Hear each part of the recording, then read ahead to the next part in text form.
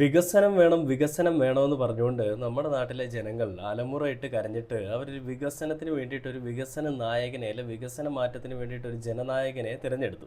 ആ ജനനായകൻ മുഖ്യമന്ത്രി ആയ സമയത്ത് പറഞ്ഞൊരു കാര്യം നമുക്ക് എല്ലാവർക്കും അറിയാം അല്ലേ?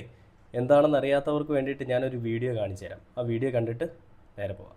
പൂമ്പാറ്റ പൂവിൽ നിന്ന് തേൻ കുടിക്കുന്നത് പോലെ ആകണം ഭരണാധികാരി ജനങ്ങളുടെ കയ്യിൽ നിന്ന് ടാക്സ് മേടിക്കും. പൂ പോലും അറിയരുത് തേൻ കുടിക്കുന്നതായി. ജനങ്ങൾ അവർക്ക് ഫീൽ ചെയ്യാതെ മേടിക്കണം ടാക്സ്, ഭരണാധികാരി ടാക്സ്.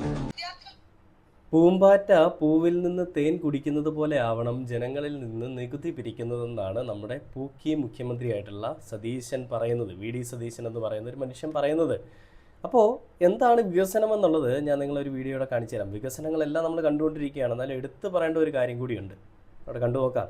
വിദ്യാർത്ഥികൾക്കുള്ള കൺസെഷൻ പാസ് പുതുക്കാനുള്ള ഓൺലൈൻ ചാർജ് കുത്തനെ വർദ്ധിപ്പിച്ച് KSRTC 10 രൂപയിൽ നിന്ന് 110 രൂപയാക്കിയാണ് ഉയർത്തിയത്. തീരുമാനത്തിൽ പ്രതിഷേധവുമായി SFI രംഗത്തെത്തി. സാധാരണക്കാരായ വിദ്യാർത്ഥികളോടുള്ള നീതികേടെന്നും തീരുമാനം.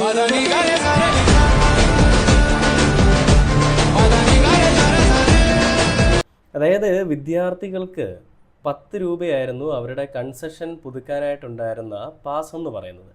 അതിൻ്റെ സ്ഥാനത്ത് ഒരു 100 രൂപയും കൂടെ അങ്ങോട്ട് കൂട്ടി. അതായത് അതിൻ്റെ 10 ഇരട്ടി കൂട്ടിയിട്ട് ഇന്ന് വിദ്യാർത്ഥികൾക്ക് കൺസെഷൻ പുതുക്കണമെന്നുണ്ടെങ്കിൽ അതിൻ്റെ പാസ്സായിട്ട് KSRTCക്ക് നൽകേണ്ടി വരുന്ന തുക 110 രൂപയാക്കി മാറ്റി. KSRTC ബസ്സുകളിൽ സ്ത്രീകൾക്ക് സൗജന്യ യാത്രയാണെന്ന് പറഞ്ഞപ്പോൾ തന്നെ നമുക്കൊക്കെ എവിടെയൊക്കെയോ ഒരു കാര്യങ്ങൾ ഇങ്ങനെ തോന്നുന്നുണ്ടായിരുന്നു. അപ്പോൾ പൊരിയലെ ഇപ്പോൾ പുരിയത് എന്ന് പറയുന്നത് പോലെ നമുക്ക് വേണമെങ്കിൽ എടുത്തു പറയാൻ സാധിക്കും.